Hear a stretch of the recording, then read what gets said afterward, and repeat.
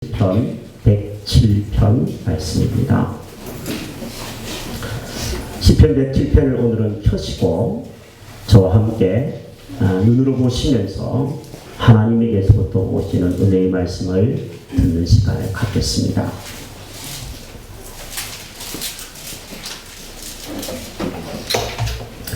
지금으로부터 약 100여 년 전 일입니다. 미국의 미시간 호수에 배가 한 척 침몰했습니다. 그때 한 대학생이 용기를 내어서 물속에 뛰어들었습니다. 물에 빠져 죽게 된 사람들 자그마치 23명을 구출해 주었습니다. 수십 년이 지났습니다. 어느 날 토레이라고 하는 유명한 목사님이 설교하는 중에 그 청년 이야기를 했습니다. 그 청년 참 훌륭한 청년이다. 칭찬을 아끼지 않았습니다. 예배를 마치고 강대상에서 내려왔는데 백발이 송성한 노인네가 설교 시간에 목사님이 이야기한 그 청년이 바로 자기라고 소개를 했습니다. 목사님은 너무 반가워서 그러냐고 참 훌륭한 모습을 보여주었다고 격려한 다음에 그 사건을 통하여서 가장 인상적이었던 것이 무엇인지 물었습니다. 그랬더니 노신사가 이렇게 대답을 했습니다. 단 한 사람도 고맙다는 말을 하지 않은 것이 가장 인상에 남습니다. 이렇게 말을 했다고 합니다. 자기의 목숨을 살려준 사람을 향하여 감사할 줄 모르는 인생, 그게 우리의 인생일 수 있습니다. 오늘은 추수감사주일인데 잃어버렸던 감사, 우리를 죄와 사망에서 살려주시고 건져주신 그 예수 그리스도와 그 예수님을 보내신 하나님의 사랑에 감사를 회복하는 추수감사주일 되기를 바랍니다. 특히 그 예수님뿐만 아니라 그 하나님이 우리의 인생에 행하신 기적들이 많습니다. 그 기적들을 돌아보면서 감사를 회복하는 오늘 하루가 될 수 있기를 축복합니다. 저는 성경을 어떤 성경을 우리 성도님들에게 감사절에 나눌까? 시편을 다 뒤져보면서 시편 중에서 107편을 오늘부터 3주 동안 함께 감사의 절기를 한 주만 보내지 말고 3주 동안 이어서 연속으로 감사했으면 좋겠다 싶어서 오늘은 시편 107편 1절부터 16절의 말씀을 가지고 여러분과 함께 우리 인생에 행하신 하나님의 기적의 일부분을 나누려고 합니다. 먼저는 하나님은 우리 인생의 방황을 끝내신 하나님입니다. 그 하나님께 감사를 올려드리는 저와 여러분들 되기를 바랍니다.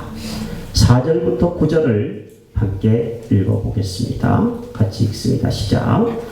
그들이 광야 사막길에서 방황하며 거주할 성읍을 찾지 못하고 줄이고 목이 말라 그들의 영혼이 그들 안에서 피곤하였도다. 이에 그들이 근심 중에 여호와께 부르짖음에 그들의 고통에서 건지시고 또 바른 길로 인도하사 거주할 성읍에 이르게 하셨도다. 여호와의 인자하심과 인생에게 행하신 기적으로 말미암아 그를 찬송할지로다. 그가 사모하는 영혼에게 만족을 주시며 줄인 영혼에게 좋은 것으로 채워주시미로다. 아멘. 우리나라는 이스라엘 나라와 비슷한 점이 많이 있습니다. 이스라엘 나라는 애굽에서 430년 동안 종살이를 했던 기억이 있는 나라입니다. 그리고 출애굽을 해서 가나안 땅에 들어가기 전에 40년 동안 그들은 광야 사막의 길 없는 길들을 사막을 횡단했던 민족입니다. 나라를 빼앗겨서 70년 동안 전 세계에 뿔뿔이 흩어졌다가 모여든 나라이기도 합니다. 우리나라도 38년 동안 일본의 나라를 잃었습니다. 그 후에 감사하게도 해방을 맞이하긴 했지만 6.25 전쟁이 터져서 가족들이 죽어나가고 생이별을 했습니다. 얼마나 힘들고 배가 고팠겠습니까? 목마르고 어려웠겠습니까? 지난 수요일 우리는 하루 금식을 했습니다. 여러분 중에는 한 끼 금식을 하신 분도 있고 하루를 금식하신 분도 있으실 것입니다. 한 끼만 굶어도 배가 고프고 목이 마르고 먹을 것이 간절해지는데 우리네 앞세대의 사람들은 정말 가난하게 오랜 세월을 살았습니다.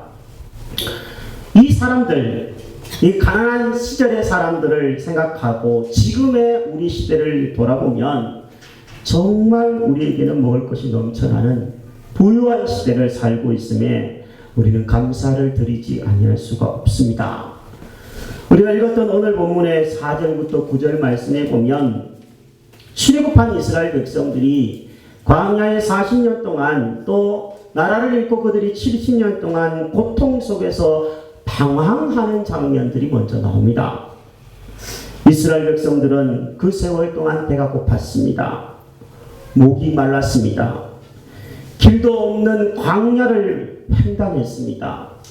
몸의 기력이 다 빠져나가는 정도였습니다.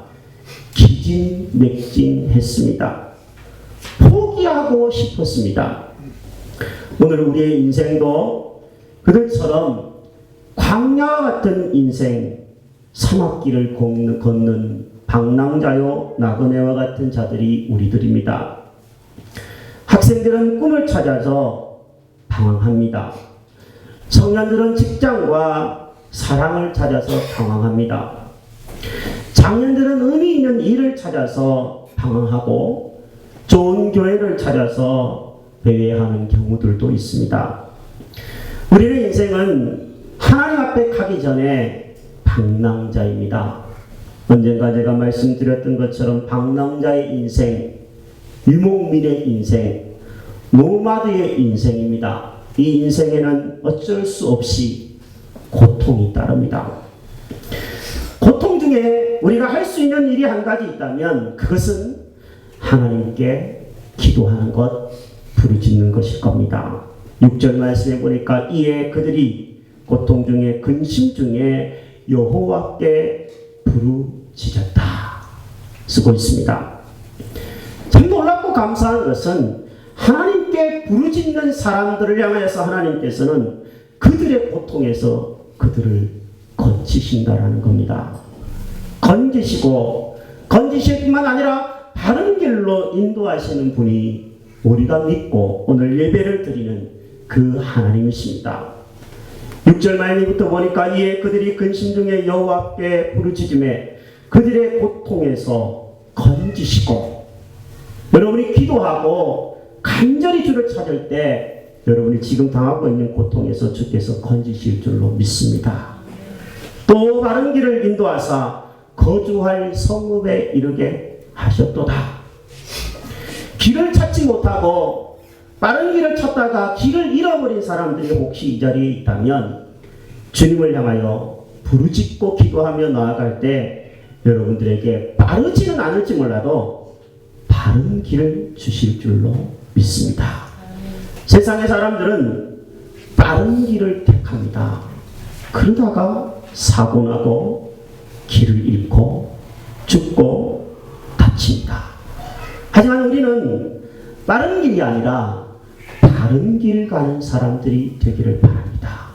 그러면 하나님이 책임져 주시고 인도해 주실 줄로 믿습니다.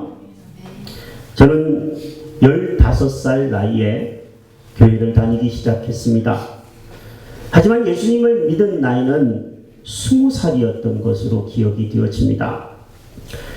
그러나 20살부터 30살 목회자로서 인생의 뜻을 정하고 하나님의 부름에 따르겠다 결심하기까지 10년 동안은 여러분들처럼 똑같이 성도로서 방황을 했던 기억이 많이 납니다. 무엇을 해야 할까? 두 번 다시 살 수 없는 이 젊은 인생에 무엇을 해야 좀 멋지게 살까? 방황했습니다. 지금의 아내를 만나기까지는 여러 사람의 여인이 마음에 들어왔다 나갔다 들어왔다 나갔다 방황을 했습니다. 거짓말처럼 제 아내랑 첫사랑이라고 그러는데 제 마음에 들어왔다 나간 여인들은 참 많았었습니다. 가난했고 배고픈 시절이었습니다. 길을 찾을 수가 없었던 시절이었습니다. 그런데 30살 복음을 듣고 깨달았습니다. 제가 지독한 죄인이라는 것을 알았고 내 인생은 창조주요 구원의 하나님이 되시는 예수 그리스도 그분께서 얼마나 나를 사랑하시는지를 비로소 나이 30에 깨달았습니다. 30살 이전의 삶은 어떻게 살아야 이 한 번 사는 인생 멋들어지게 살까? 남부럽지 않게 살까? 그게 고민이어서 방황을 했었는데 30살 복음을 깨달은 후부터는 주를 위해 살아야 되겠구나, 이웃을 위해 살아야 되겠구나 생각하고 결심하였습니다. 그리고 목회자가 되었습니다. 놀랍고 감사한 일은 그때부터 벌어지더군요. 목사는 돈을 버는 직업이 아닌데도 불구하고 저는 그때부터 점점 좋은 음식을 더 먹었습니다. 점점 부유하게 하셨습니다. 배부르게 하셨습니다. 만족하게 하셨습니다. 보람있게 하셨습니다. 이보다 좋을 수는 없다. 저는 이렇게 감히 말씀을 드리고 싶습니다. 8절과 9절 말씀해 보니까 여호와의 인자하심과 인생에게 행하신 기적으로 말미암아 그를 찬송할지로다. 그가 사모하는 영혼에게 만족을 주시며 줄인 영혼에게 좋은 것으로 채워주심이로다. 참 시인의 고백은 저의 고백입니다. 여러분들도 이런 고백하실 수 있으시겠습니까? 여러분들도 때로는 꿈을 찾아서 공부하다가 지치는 학생들이 이 자리에 있을 수 있습니다. 일을 찾아서 사랑 찾아 방황하다가 길을 잃은 청년이 이 자리에 앉아 있을 수도 있습니다.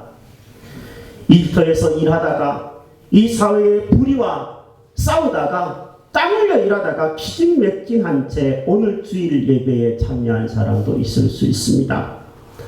목마릅니다. 배고픕니다. 소망이 없다고 느껴질 때가 있습니다. 그러나 지금 바로 그때 하나님께 부르짖을 때입니다. 더 하나님을 만날 때입니다. 우리가 부르짖어 기도하면 선하신 목자 하나님께서 우리를 고통에서 건지시고 약속하신 대로 우리의 인생을 바른 길로 인도해 주실 줄로 믿습니다. 제 삶이 여러분에게 얼마나 도전이 될지는 모르겠지만 저처럼 예수 믿지 않는 집안에서 예수 믿고 목사가 된 후배들에게 귀감이 되려고 많이 노력하고 있습니다. 여러분들도 누군가에게 이런 인생에서 하나님이 여러분의 인생에서 기적을 베푸신 그 하나님을 향하여 찬양을 올려드리고 누군가가 후배들이 여러분의 발자취를 따라올 수 있는 인생, 그런 인생 되기를 축복합니다. 방황을 끝내게 하신 하나님, 저는 오늘 이 하나님께 감사를 여러분과 함께 마음껏 드리고 싶습니다. 두 번째 하나님을 향한 감사는 흑암과 사망에서 자유케 하신 하나님을 향하여 감사하는 오늘 하루가 되기를 바랍니다. 우리 10절부터 16절을 뜻을 생각하며 다시 한번 읽읍시다. 시작. 사람이 흑암과 사망의 그늘에 앉으며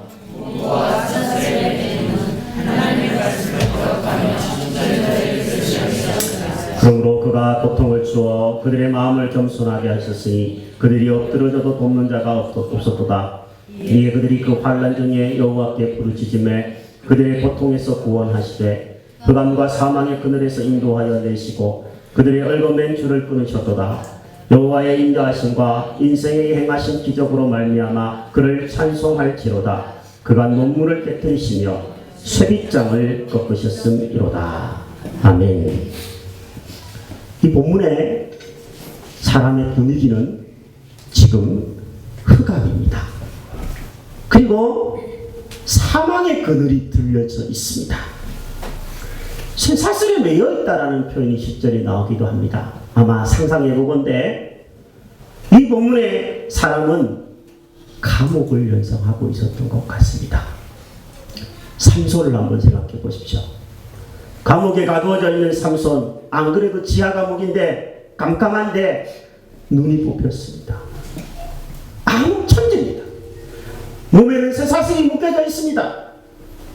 정말 소망이 없는, 주변을 돌아봐도 자신을 도와줄 사람 한 사람 없는 상황에 처하였던 시인 삼손과 같은 모습, 그 모습을 그려주고 있습니다. 우리도 인생을 살다가 보면 쇠사슬에 묶인 것 같고 캄캄한 어둠의 터널을 통과하는 것 같고 빛이 하나도 안 보이는 것 같을 때가 있잖아요. 어떤 분은 실질적으로 감옥에 육체가 가둬진 경험을 한 분도 있을 것입니다.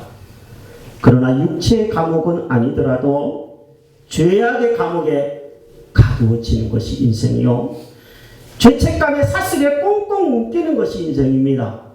사탄에 쳐놓은 덫에 묶여가지고 꼼짝달싹할 수 없이 묶이고 어둠에 내던져집니다. 사방을 둘러봐도 도울 사람이 아무도 없다고 생각할 때 인생은 절망의 나락으로 떨어집니다. 왜 인생에 이런 고통이 있을까요? 왜 흑암이 있고, 왜 사망의 그늘이 있고, 왜 쇠사슬이 우리를 동여매는 것 같은 이런 인생을 우리가 살아야만 할까요? 그때 사람들은 대부분 환경을 탓합니다. 이 나라가 잘못했어. 아니면 사람을 탓합니다. 내가 저 사람한테 눈이 잘못 뒤집혀져가지고 저 사람 만나서 일이 이렇게 됐어. 네? 왜 제 아내가 없는지 모르겠지만, 네, 웃고 있네요. 네.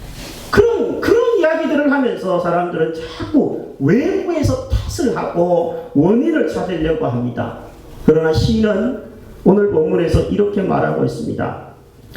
그들이 흑암에 빠지고 사망의 그들에 앉게 되고 곤고와 쇠사슬이 있는 이유는 11절에 하나님의 말씀을 거역하며 지존자의 뜻을 멸시했기 때문이라고 썼습니다. 원인이 어디 있다고요? 밖에 있는 게 아니라 하나님 앞에서 내가 죄를 짓고 하나님의 뜻과 빗나가고 말씀을 무시하고 교회는 다녔지만 말씀을 무시한 채 살고 있었다면 그로 인해서 고통이 찾아온다고 그 원인을 찾고 있습니다. 물론 다 그런 것은 아닐 겁니다. 인생에는 믿음으로 잘 살려고 하는데도 고통은 옵니다. 하지만 많은 경우에는 죄 때문에 고통이 찾아옵니다.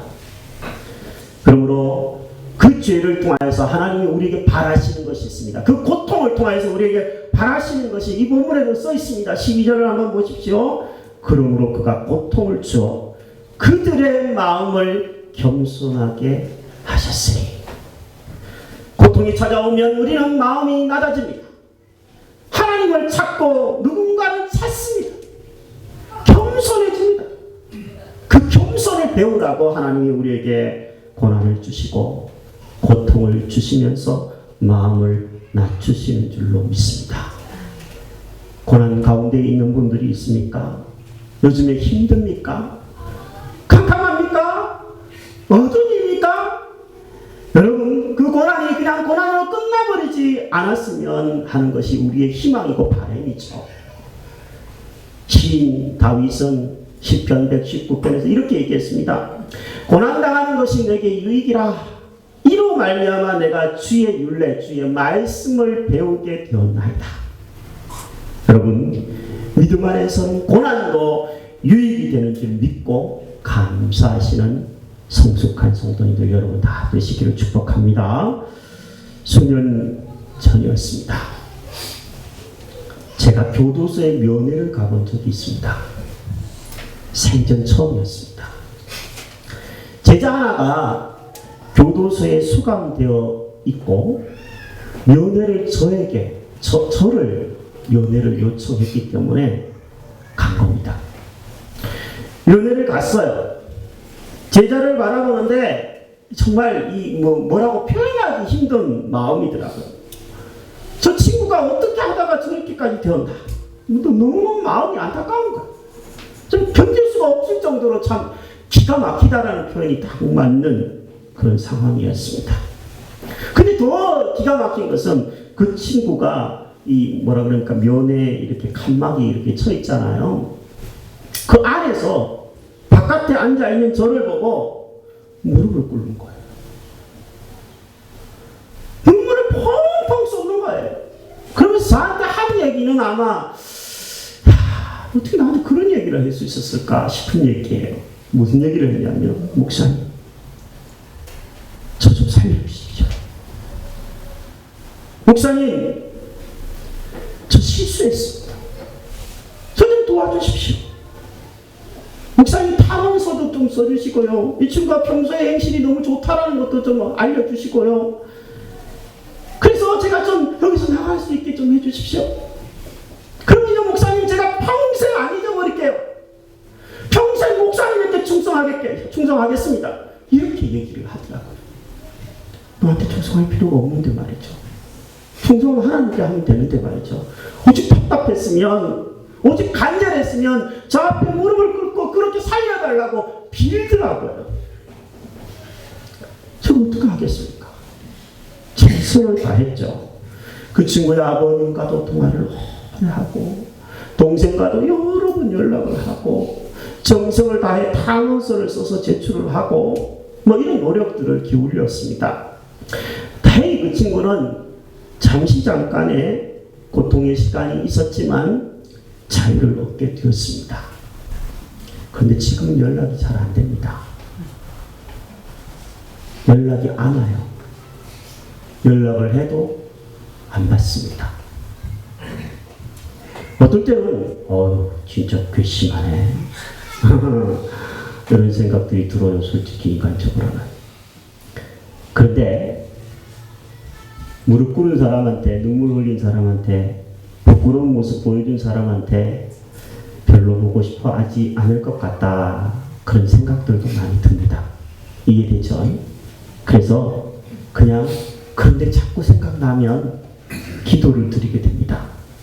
하나님, 그 친구가 평생 마음을 좀 낮추고 그 무릎 꿇은 것을 나한테 꿇지 말고 이제 사람 앞에 꿇지 말고 하나님께 꿇고 겸손하게 하나님 바라보면서 살았으면 좋겠습니다. 두 번 다시 그런 실수 안 하고 살았으면 좋겠습니다.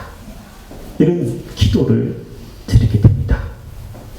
사랑하는 여러분, 우리는 그 친구처럼은 아닐지 몰라도 혹시 유감과 사망의 그늘을 경험하는 적이 있습니다. 실수하고 넘어지고 자빠져서 꼼짝달싹 못한 채 정말 무릎 꿇고 빌고 싶을 때가 한두 번이 아닐 수도 있습니다.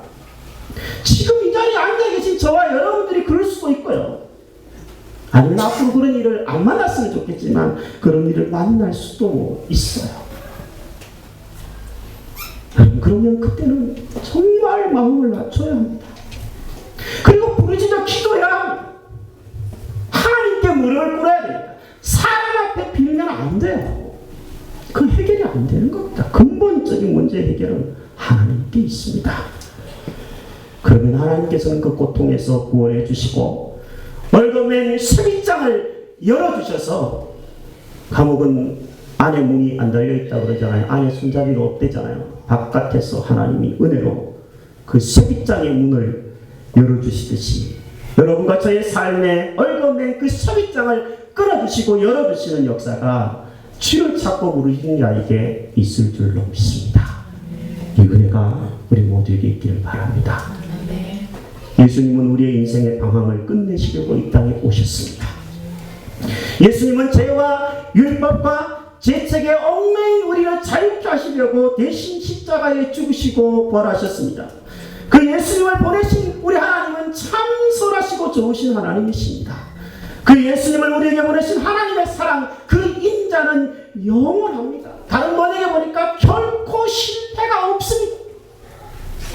여러분의 인생에 결코 실패가 없습니다.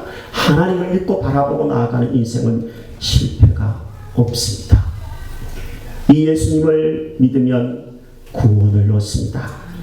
이 예수님을 믿으면 배부름이 찾아옵니다. 만족이 찾아옵니다. 자유가 주어집니다. 오늘 추수감사절 이 예수 그리스도 때문에 이 예수님을 보내주신 하나님께 우리의 인생에서 그렇게 방황을 끝내게 하신 하나님, 죄에서 자유케 하신 그 하나님께 마음껏 감사하고 찬양하는 한 주 되기를 축복합니다. 주변을 그리고 돌아보십시오. 아직도 인생 광야에서 방황하는 이들이 있습니다. 죄의 사슬에 얽매여서 고통하는 사람들이 이웃이 있습니다. 그분들을 위해서 여러분 기도해 주십시오. 이렇게 세워주십시오.